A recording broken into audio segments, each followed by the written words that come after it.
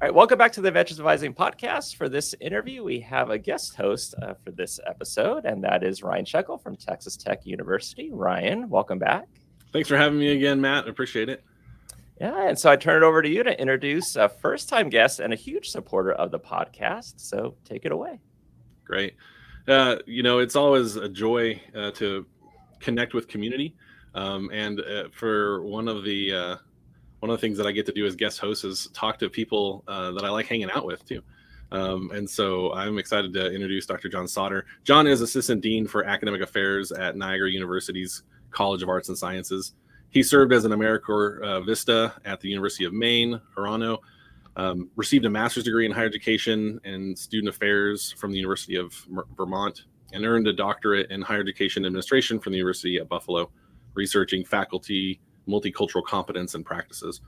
John is a cluster representative in NACADA's Advising Communities Division, a mentor for the Emerging Leaders Program, and a member of the Diversity, Equity, and Inclusion Education Advisory Board. He previously contributed a case study to the second edition of Multicultural Competence in Student Affairs, Advancing Social Justice and Inclusion.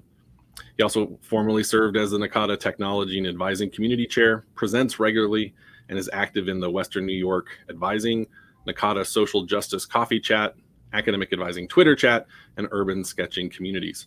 Dr. Sauter teaches urban sketching and sociology of higher education at Niagara University and social media and technology for the Buffalo State Higher Education Administration Program. Welcome to the podcast, John. Thanks, Ryan. Thanks for having me. Sure. So there will be some people out there who will be like, did they just decide to hang out on the podcast together? We've known each other for a long time, but preparing for this podcast, it got me thinking about the first time we met and where that happened. And I'm wondering if you remember it the same way I do. Was it a tweet up at an annual conference?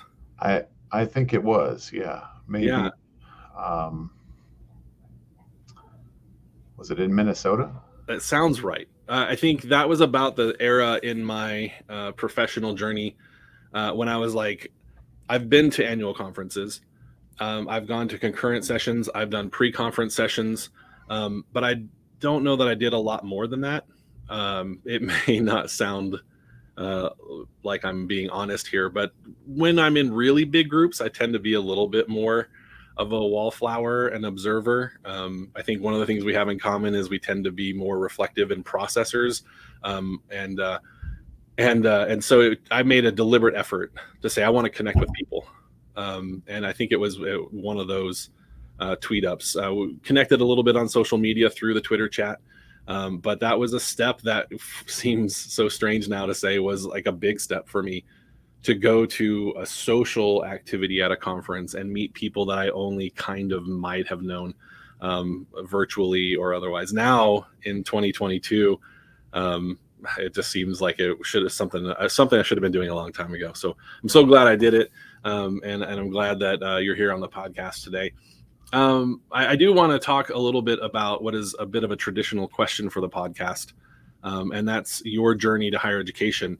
Your role at your institution is really interesting, but I'm curious how you got there. How did you go from the student that you were to the advising administrator that you are?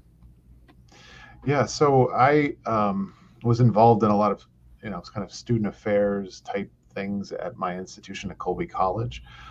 So I was engaged in sort of programming on a weekly basis. I was engaged with the student affairs division, and I was engaged with, sort of some of the people in those roles. And so I was like trying to decide what I wanted to do. And so I got into some PhD programs for history, sort of decided that probably wasn't exactly where I wanted to go. And I'm like, well, what can I do? I really enjoy hosting events, and I really enjoy, student affairs type stuff, but I had no experience in like event planning. So I sort of switched over, and the AmeriCorps opportunity came up. So I was working with Service Learning and America Reads literacy programs at the UMaine Orono.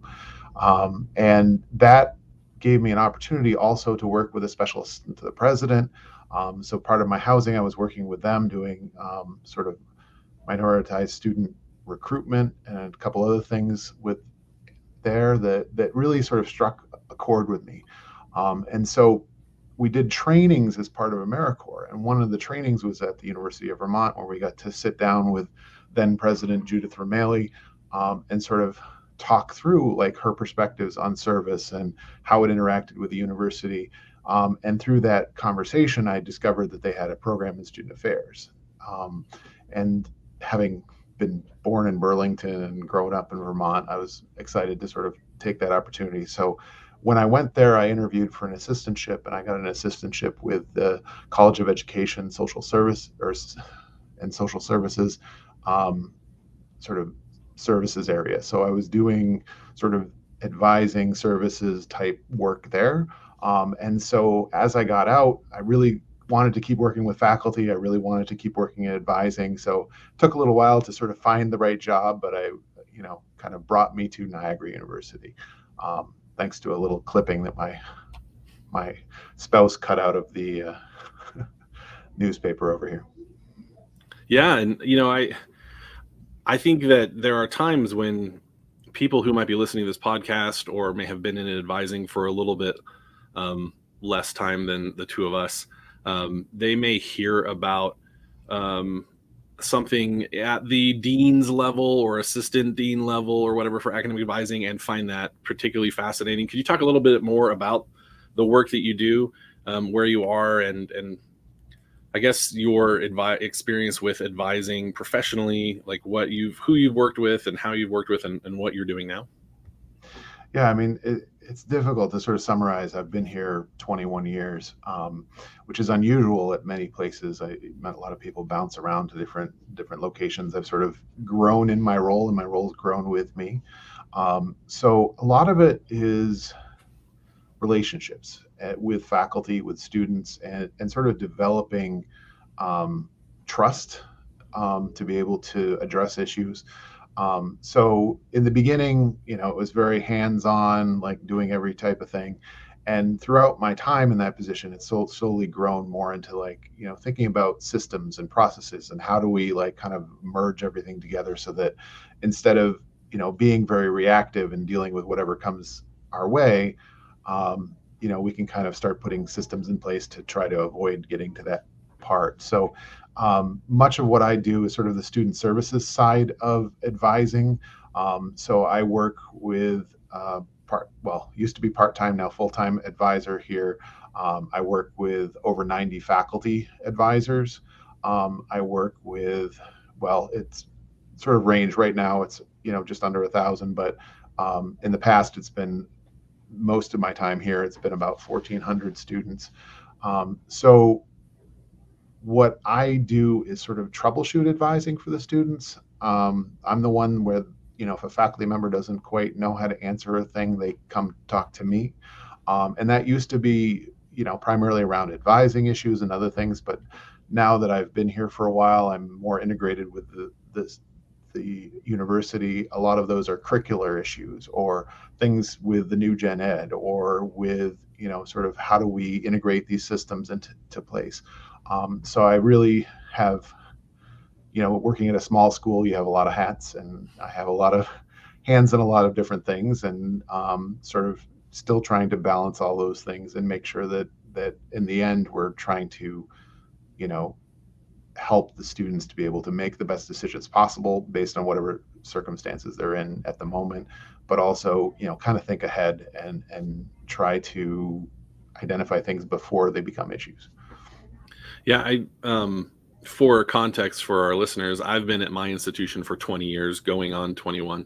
And so there are times when in the middle of a conversation, a student issue, a systemic issue, or a transitional period or whatever, when I sometimes feel strange, recognizing that the folks who I'm having these conversations with haven't either been a part of the context I've been a part of or for as long as I've been a part of it, and finding a balance between the benefit of that longevity but also the benefit of new perspectives.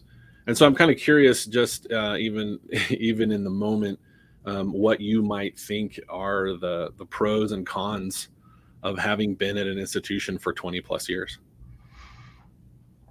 Well, I think like if you have a computer system malfunction, you can always bring out the 3.5 floppy disks and say, hey, we can start over for a minute.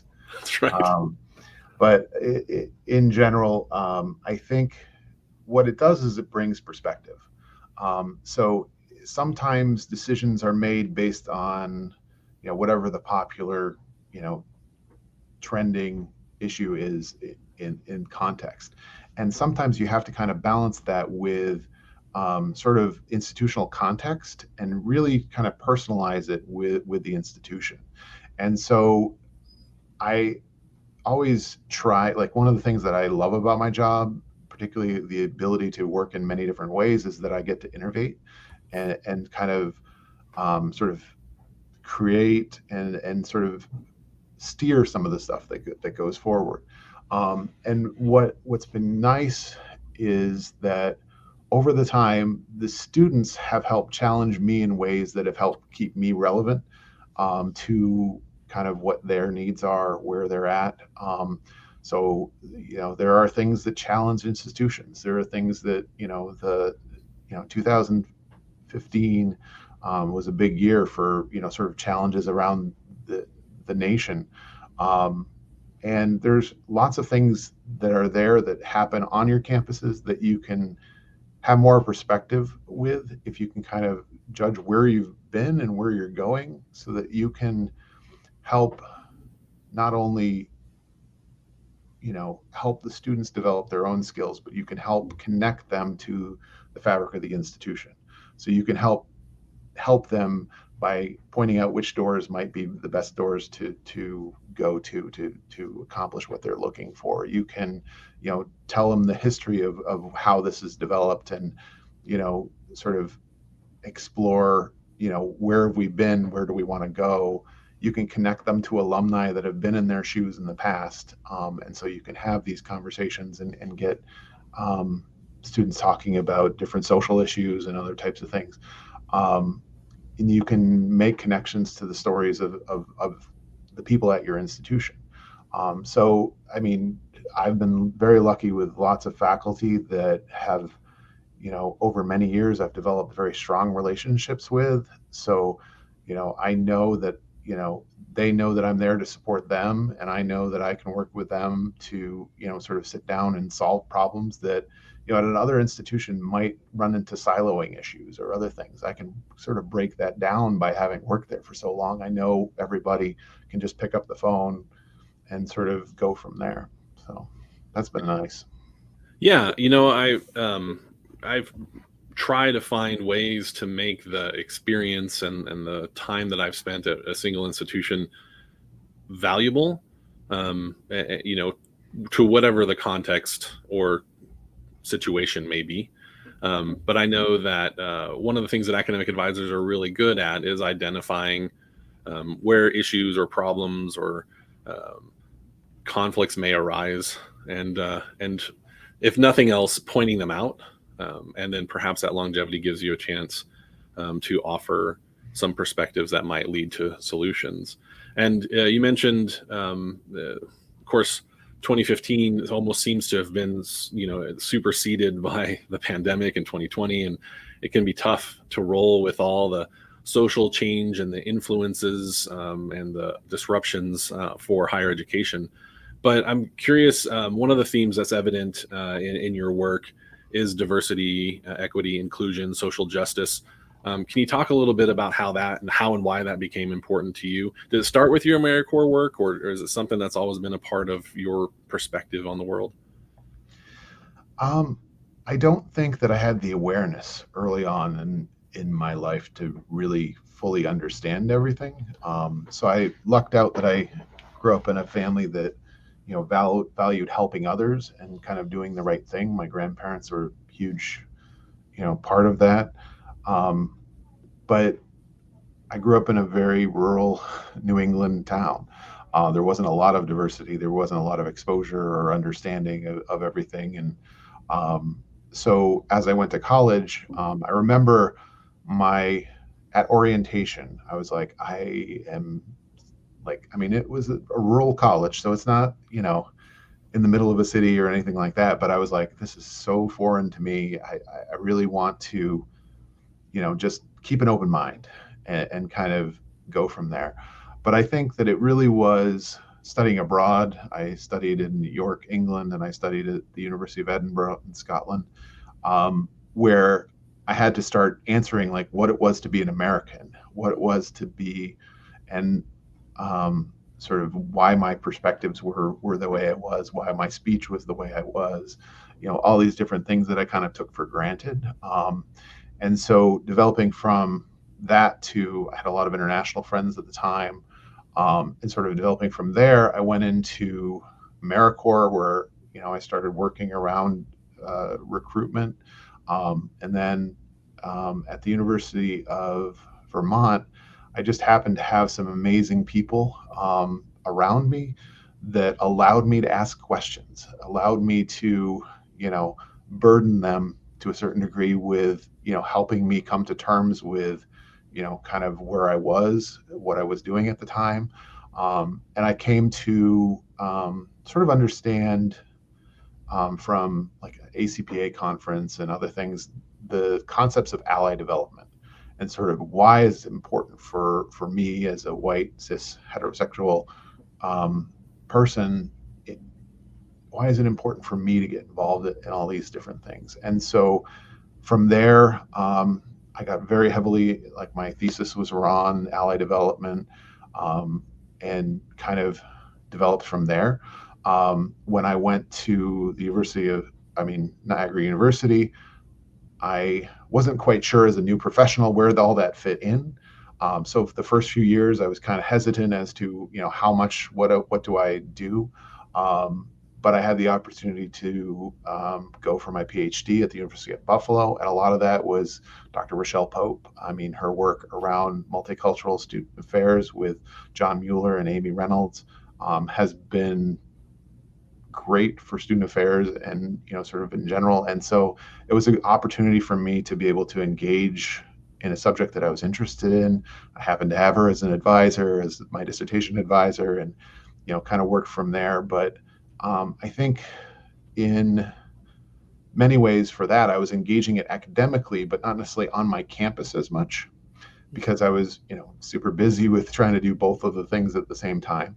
But some of our students got challenged on different issues, and I became good friends with some of the students that were working on some of these issues, and it helped to push me back into, rather than just learning academically, starting to, sort of walk the walk that I was, sort of understanding, but not necessarily engaging with.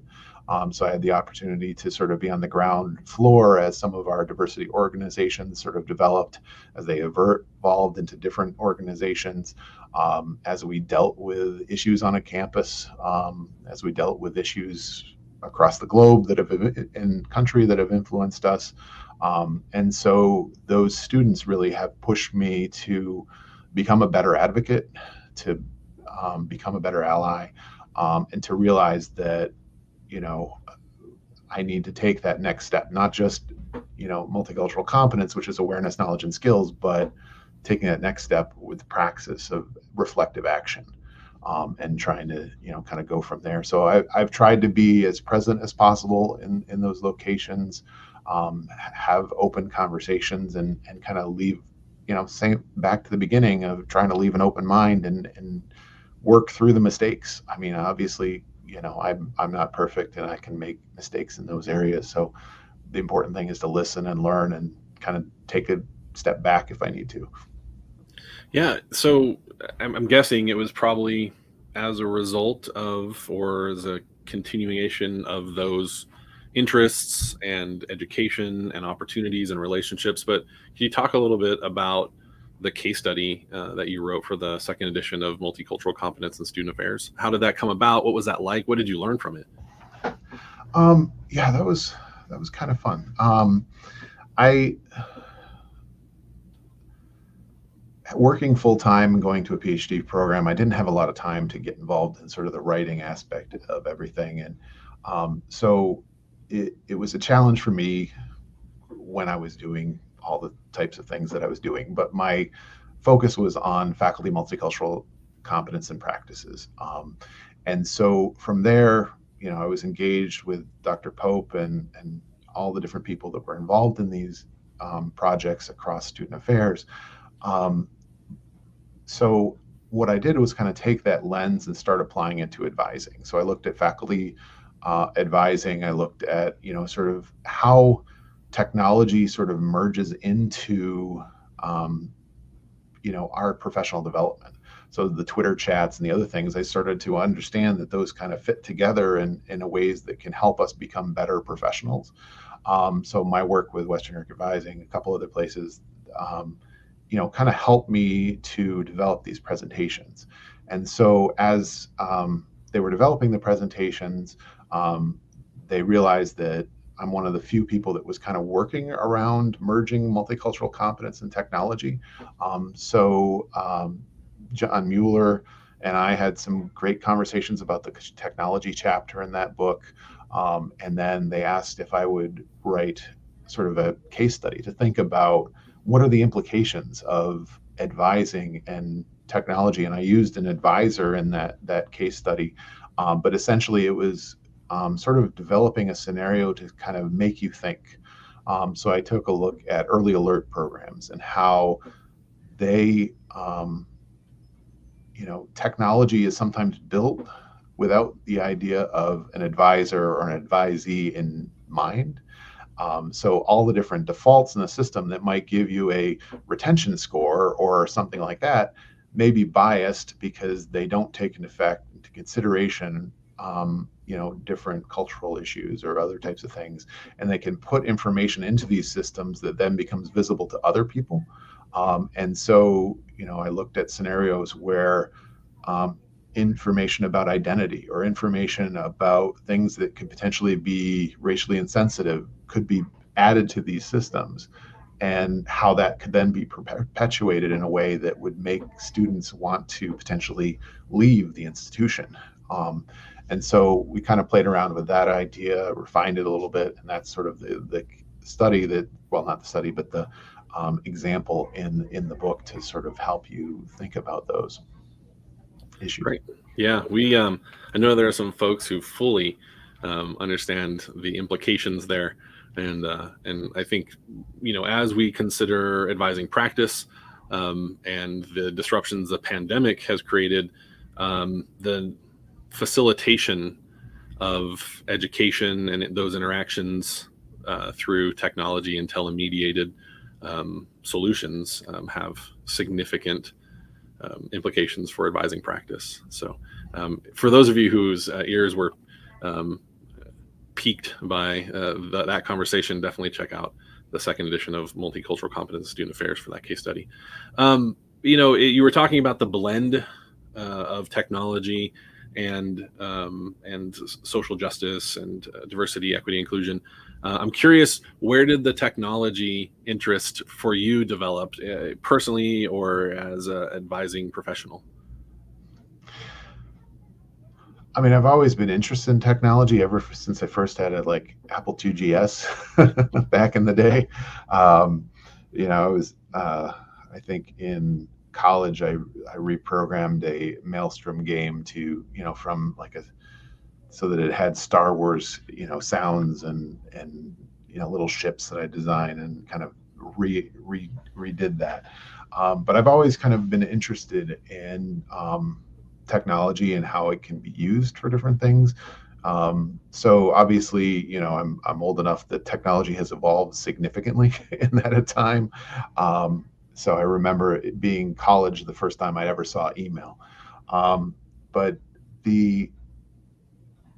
I've just always kind of been intrigued by how you can use it for different things. And, to a certain degree, sometimes we get caught up in thinking of technology as just certain things that you use, like a certain system or a certain other thing. But what I hope that people kind of take out of this, and I know Sarah Howard and I've talked about this in the past, is thinking about technology as a system, as a way of using the things around you. And so you start thinking about technology as a way of interacting as a system rather than like individual, programs and other things like that. And that way you're not, in trouble if one of those systems goes under. or something happens. So you don't put all your eggs in one social media basket and suddenly that basket doesn't exist. You kind of, start to think about how do we engage across different platforms and other things like that. And so for me, I use technology, in my early roles in AmeriCorps to sort of connect the swing dancing community, to connect the different AmeriCorps vistas across the main campus complex system. I used technology in my roles here to sort of develop GPA calculators and other things that didn't exist before I sort of put them all together. So like there's those smaller type of things that you can use, but you can also use it to employ like our Western New York Advising Conference the last 2 years, and probably this upcoming year on February 15th, we're going to try to do another virtual conference. And so all of that is within like a technology system, and I'm the one that sort of, coordinates the website. So it allows us to reach many more advisors than just our region, which is a really kind of beneficial option to be able to sort of get technology. And I was thinking about it for a presentation we're going to be doing at NACADA 22, is, how do we use technology to sort of get to those more intermediate and advanced levels of practice? So we think about, how we use technology to engage social justice and advising, like beyond just what we have to do every day. So how do we improve? How do we get to that next level? And then, once you've started to improve on your own personal sort of engagement with it, how do you sort of take it to that advanced level where you start to like influence your sphere of influence around you, help to advance institutional policies that are more, beneficial? Think about strategic thinking and, all those different things that kind of come into it at other levels. Sometimes we're limited, based on our roles of certain areas, but it's useful to kind of think about how we can use technology to sort of take it to the next level. And I think that piece, that ability to use technology in different and innovative ways has always been what's grounded me with, kind of continuing and learning and developing those skills. Yeah, I imagine. I can speak for myself anyway. That I know that there are times when I felt like if I had the space, time, energy, attention to devote to the other thing, then I could do that other things. I could strategically influence the advising conversation on my campus, or more broadly, or participate more actively in the generation of scholarship, or lead or volunteer, or whatever the other thing you want to do is. Certainly in the power dynamics and the struggle for time and energy and attention, technology presents some solutions. And the thing that we want to be careful with is not to become so dependent on it that we lose track of the very concerns that the sort of social justice DEI perspective you mentioned earlier is, that we just use it because it's available. And I'm curious, would you consider the NACADA technology and advising community like your first professional community? Or was there another group that you connected with first that sort of brought you to NACADA on a larger level? I mean, I think, for me, I joined NACADA back in like the early 2000s. So I went to one of the conferences down in Florida, but it was more of an observer, like first time kind of, going to a session, picking up information. And I didn't necessarily get engaged in sort of the backside of it, which really has been great for me professionally since then. But then being in a PhD program, my time was so limited that I kind of put that on the back burner. So I would, kind of read the journal, check out the things that were going on. I was a member for a number of years. But it was right when I ended my PhD program that I got involved in NACADA. So I went and did a pre-con workshop at Region 3. And that was kind of the first sort of gateway to a lot of things. And then I've been presenting almost every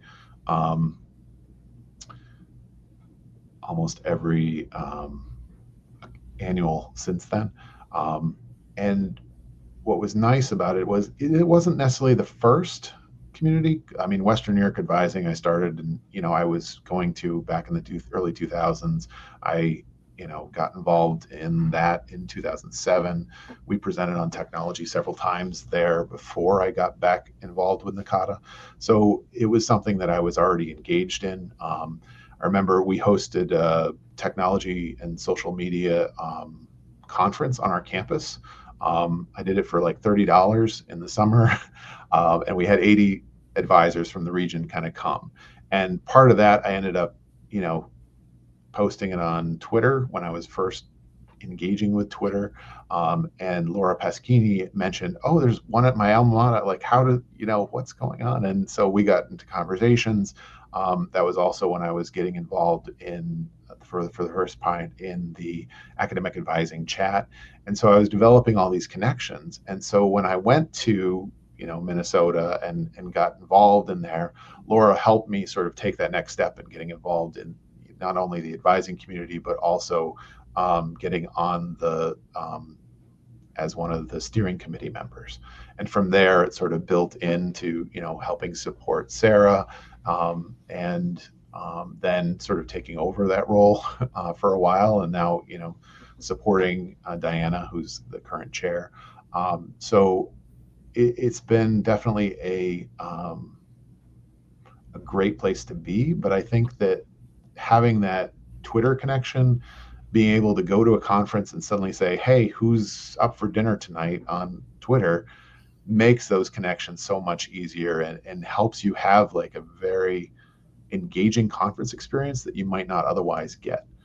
So I do encourage anyone that's going to NACADA this year to check out NACADA 22, the hashtag, and kind of engage with the different people that there. It's not everyone's on it, but the people there are have become great friends over the years. So Yeah, absolutely. And there are going to be some folks for whom the hashtag world and the social media world isn't their most comfortable space, but I can say whether you're engaging virtually to connect in person or connecting personally to form relationships that you'll connect virtually, doing more than the minimum at conferences, it has been, I think, the big shift for me as well. I benefited so much from going to presentations. My first annual conference was in 2003 in Dallas, which isn't far from Lubbock where I am, but it was still it was a big leap from my concept of an advisor for 6 months to an annual conference of thousands of people. But it took me a while to realize that I think the real benefit are the communities that you form, not just the knowledge that you gain, or the places you get to visit as well. I'm really excited about Portland and the things that'll be happening there. I do want to talk a little bit about some of the, I don't want to consider them divergent or atypical or whatever, but there's this very standard talk about technology and advising and diversity, equity, inclusion, higher education, social justice, and very important things. But they sound at times like things that everyone's talking about. And sometimes the most interesting conversations are around the things that nobody seems to be talking about.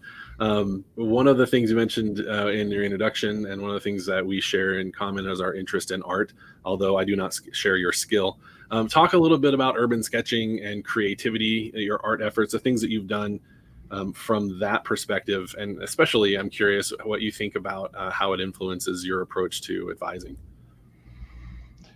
Well, I think, much like, sort of the work with NACADA, it kind of got pushed off for a number of years. Like I did a lot in high school, and then kind of got out of the habit of doing art all the time. And then in 2016, 2017, I started, to draw more. And my daughter and I participated in Inktober, where like every day in Inktober, there's a different prompt and you can kind of draw with pen and ink, things like that. And I noticed that I got better over that time. And so it really kind of spurred me to kind of get involved. And then from there, I discovered kind of urban sketching. So essentially, urban sketching is drawing on location, but to share the story of what's going around you. So taking like, often an urban sketch, urban setting, but, reportage or, plein air to a certain degree, but it's a little more formal. but essentially it's drawing on location to tell the story of what's going around you. So it doesn't necessarily have to have every single tool in the studio. You kind of use what's around you to sort of, capture what's going on. So you have people that focus a little bit more on the people around them, but in context. So it's important to sort of think of urban sketching as not just, drawing on location, but showing the context of what's going on around you and being in community with others. So a big portion of urban sketching is sort of thinking about how you're sharing with other people around you. So getting to know the people that you're sketching with, having sketch meets where you can kind of go out and all draw different perspectives but in the same area together, and then all get together at the end to do like a throwdown, or you take a picture of all the things, and then people can kind of get together and kind of share that experience. That's been great. It's definitely been a challenge with COVID. So Dana and I, who's the person that coordinates the Buffalo chapter of Urban Sketchers, she and I sort of went online and did things through Zoom. So we had a whole bunch of artists that would get together every 2 weeks.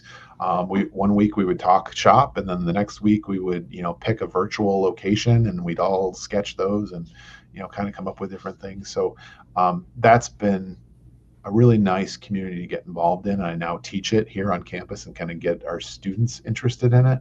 But as far as like advising goes, being able to urban sketch and think about the community of urban sketchers has helped me kind of think about how do we really sit and observe what's going on around us. When I'm sketching, I can be very, very hyper focused, but I also remember what's going on around me better than when I'm just doing something else. So, you can get like a very hyper focused sort of,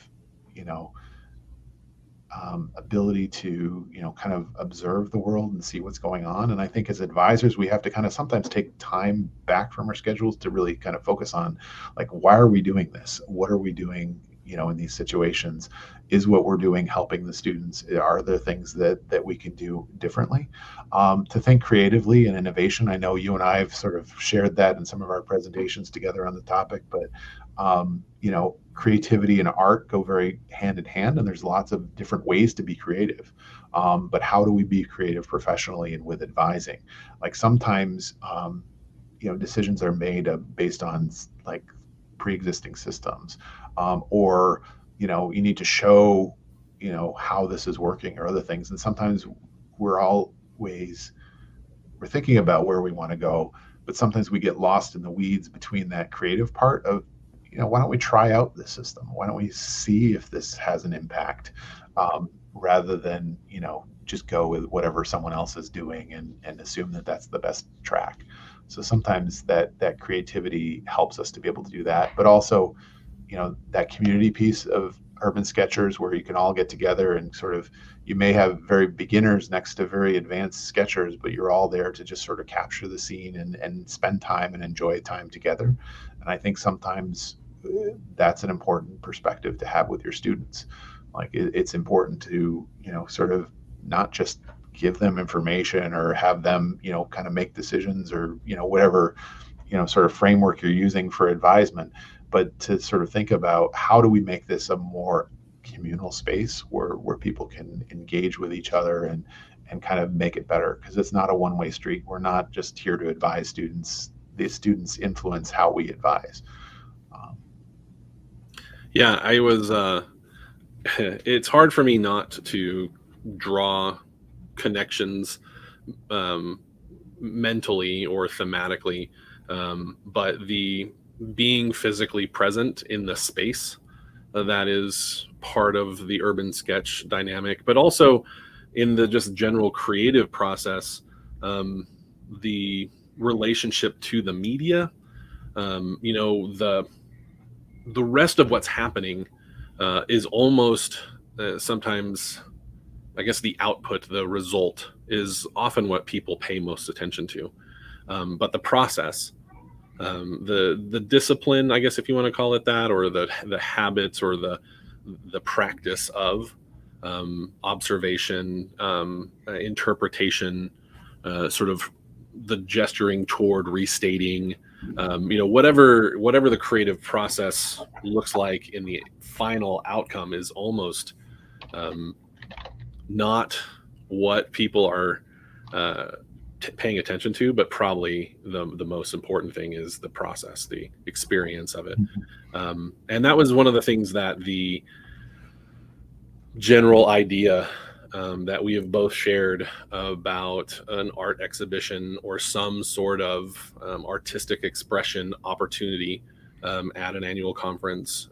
We both had a hand in that developing in Portland in just a few weeks. I keep freaking out a little bit about that.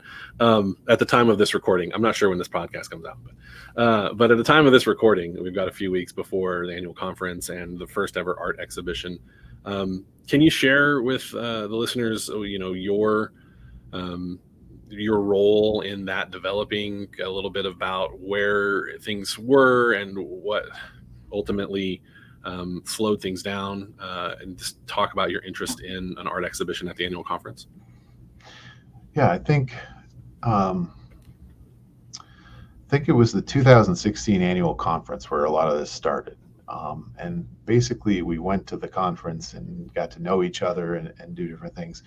And I think from there, the idea of like SA Pro Art as sort of a hashtag, there's a Facebook group sort of developed in the sense that many of us in higher education and student affairs and advising were doing different types of creative art.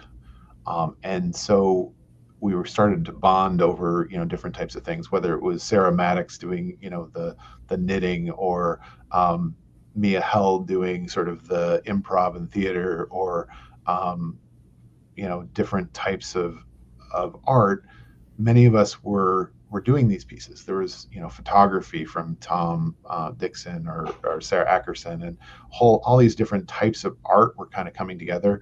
Lenore had the pottery and all these different types of things that were happening were kind of separate. So we kind of created this group from there, and then sort of said, hey, would you like to do a presentation? So I know, you were part of that ground floor presentation, but we've done several since then. I've done some at other institutions and, Western New York Advising. We've done variations of that.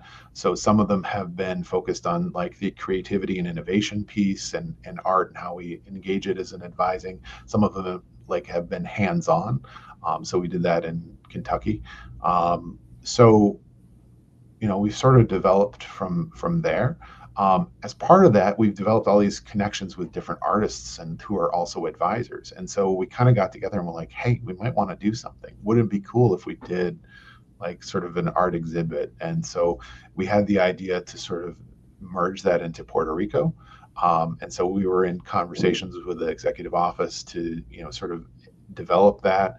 And sort of they decided to, just time-wise to sort of develop it into a presentation. So we did put one together that was going to be like urban sketching on the spot in Puerto Rico, because it was just hard to get that off the ground in the amount of time that we had.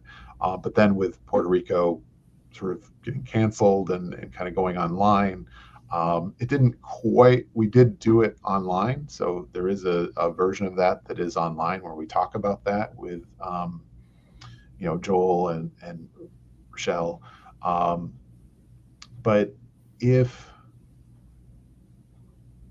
it just wasn't something that we could quite get there, and with all the cancellations and other things, it just wasn't going to happen. So I was very excited when you kind of picked up the pieces of that and sort of started running with it now. And I was happy to, kind of hand over kind of some of the initial work that we'd done around that. And I'm kind of excited to see all the different things that you've developed as far as pulling that together. So I'm very excited about it. I'm looking forward to it. I know the well-being group has sort of centered their social around it. So they're going to meet up there and then go elsewhere from there. So there's lots of kind of fun things developing from it. I still got to go finish some of my art pieces. So that's going to be a challenge for me in the next little bit, but I'm very excited to sort of see this implementation. Well, I know that the what might feel like a mad dash to the actual annual conference is not something that is limited to the artists, that there are presenters and volunteers and leaders and everybody who's making sure that there will be as ready as possible for the conference in Portland. And I, as I mentioned in the many proposals and meetings and conversations about the idea of an art exhibition, that almost everything that we have as a professional community around these events known as conferences started with somebody say, wouldn't it be cool if? And that includes the very first ever annual conference that happened for academic advising in the United States. Practitioners, creators, scholars saying, hey, what about this? Wouldn't that be something? And it certainly is going to be something. So I appreciate everyone who's been a part of it, especially you, John. As we come close to the end of our time together, there's a few things, not just the communities that we've been a part of or our longevity that we have in common. And one of them is we both live with other advising professionals. We go to work and we do advising and advising related things, and then we go home and there's an advisor there. And I'm curious what your experience has been like, what that's been like. I know for me, my spouse, she didn't start out in academic advising, but we have had folks over at the busiest times of the year when they feel like they're watching a tennis match, and that she and I are just having a conversation about advising things and they have nothing to contribute. They're just watching us go back and forth. I'm curious what it's like living with an advisor.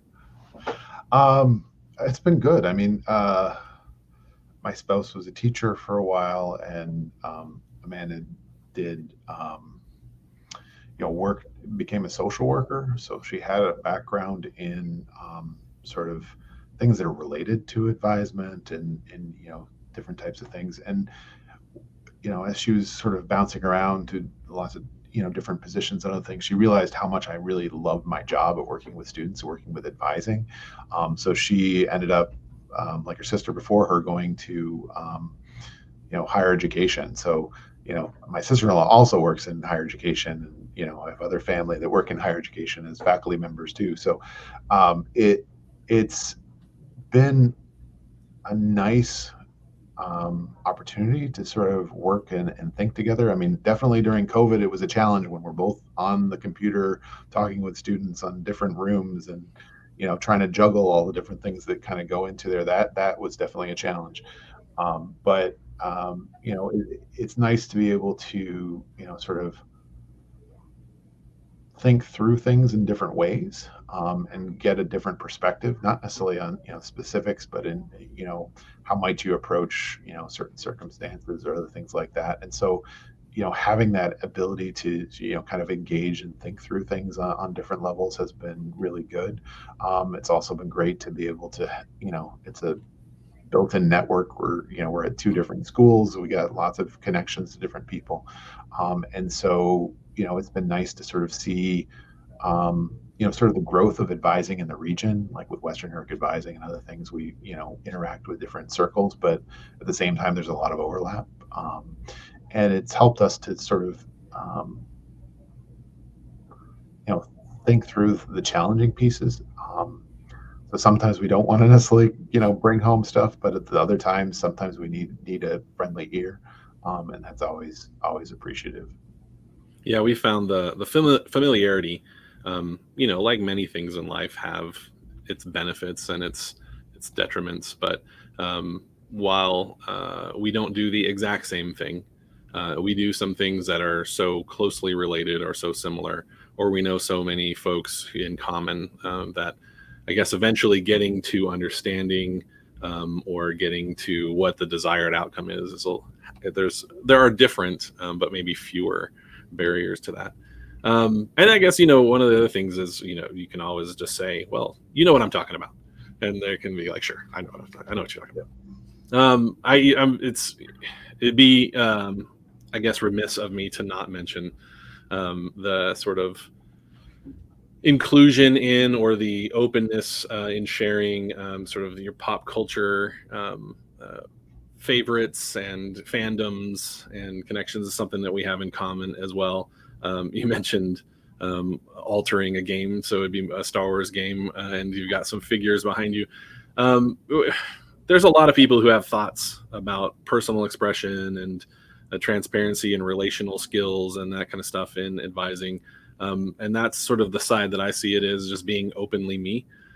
How would you describe your sort of pop culture expression and how it's affected you as a professional? I mean, for a while there, I mean, I have a lot of different fandoms and other things that I go, but Star Wars is, sort of center to that. But I love them all. I'm not, limited to just one.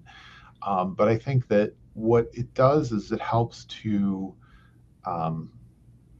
set people at ease, and give you things that you can talk about with people.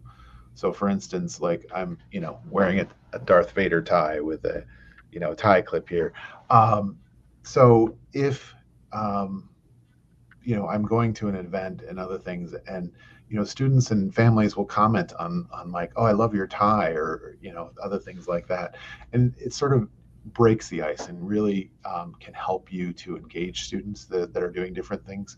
I mean, over the years, I've sort of dwindled some of my other things and sort of focused a little bit more on Star Wars with my office. So most of the stuff here is, Star Wars related. But I think that properties which people are very passionate about can sometimes give you a nice way to sort of engage in conversations.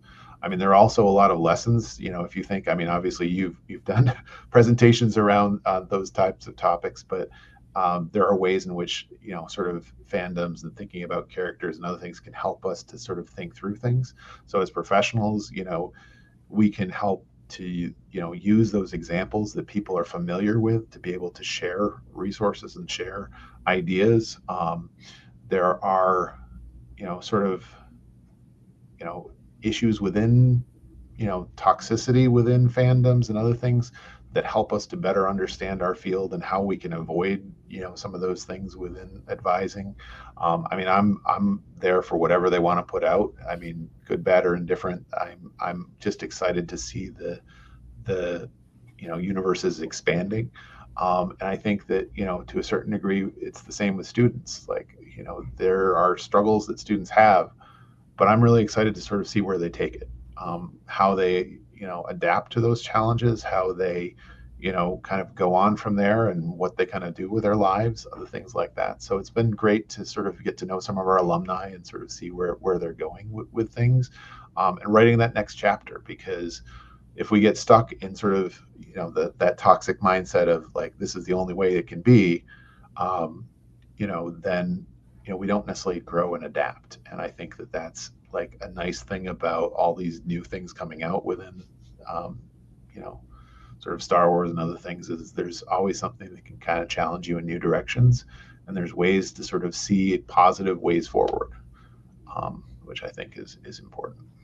Yeah, a long time ago, somebody asked me what my favorite Star Wars movie was, and my answer was the next one. I'm always interested to see what's next. And I'm also really excited for Andor. So I got my little Andor droid right here on my desk. Yeah. So thanks so much for being on the podcast, John. And, the thing that I'm most excited for is the next conversation, the next opportunity to gather and to meet and to share ideas and to connect. And so thank you so much for the time that you took, for the perspectives you offered, for joining us on the podcast. And I can't wait to see you again. Everyone else who's listening in, I'm sure there's more to listen to. So make sure that you're reaching out and connecting with your profession and your colleagues and the folks around you in the many ways that you can, whether it's through the real personal challenges and struggles of being human on this planet, whether it's the profession of academic advising and the work that we're doing, or the ideas that we're trying to bring into it, or just the fun stuff of being people who share so much in common. Thanks so much for listening to this interview, and check out some more, I'm sure, is what I'm encouraged to say. So thanks for that. Yeah. All right. Thanks, John. Thanks. May the force be with you. Yeah, you too.